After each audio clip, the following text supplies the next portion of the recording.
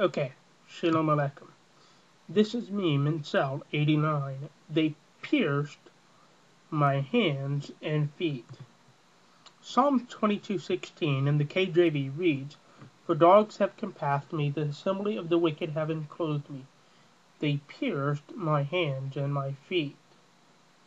Now, the Christian community generally translates the Hebrew this way, translates this way. They pierced my hands and feet. The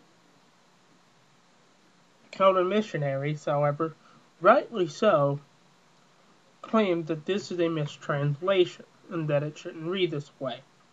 The Hebrew reads, "Ki savavuni kelavim adat mereim hikifuni ka'ari yadai veraglai." That dogs surround me, congregations of evil ones encircle me, like a lion at my hands and feet. Ka'ari is the word that is translated like a lion is the word in question. The kaf prefix, which means like or as, in the word ari, which means lion, comes from the root ara, which you will see in the next few slides. Now, there is another possibility for this rendering, for this confusion, that the DSS has a word spelled kaf aleph resh vav here in this exact same verse. It is argued by the rabbinical camp that the vav, the letter that looks like a vav, is really a yud, but has been elongated. The Christian community generally, however, argued that it comes from the root kara, which means to dig,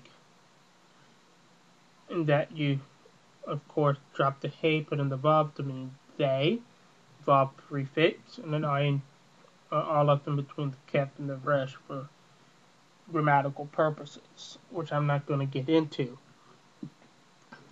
Thus, it rightfully Christian apologetics say that thus the DSS reads, "They pierced my hands and feet." Throw this as support. The counter-missionaries, however, claim that this word is not used in biblical Hebrew, and this is correct. Ka'aru is not a word in biblical Hebrew, and they also show that this cannot be proven through lexicography, and this is correct as well. However, I am going to give other support for the reading of "they dig" or pierce my hands and my feet. In the Greek Septuagint, we read orukhan, which comes from the root to mean burrow or dig, thus, by implication, pierced. The Aramaic word in the Peshitta Tanakh reads biz'o, which means to rend, to dig, to split, cleave, to wound, to put a hole in. Again, pierce. So reading it, we read, For vicious have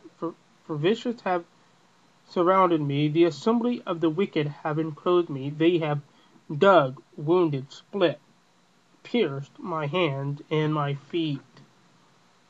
Now, the question then is, why did the Masoretic text stand alone? Why does it say lion?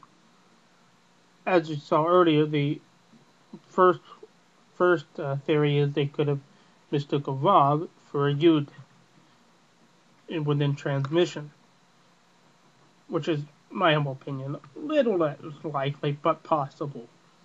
The other way is the answer is in the Targum to the Psalm, which has the phrase, "They bite like a lion at my hands and feet."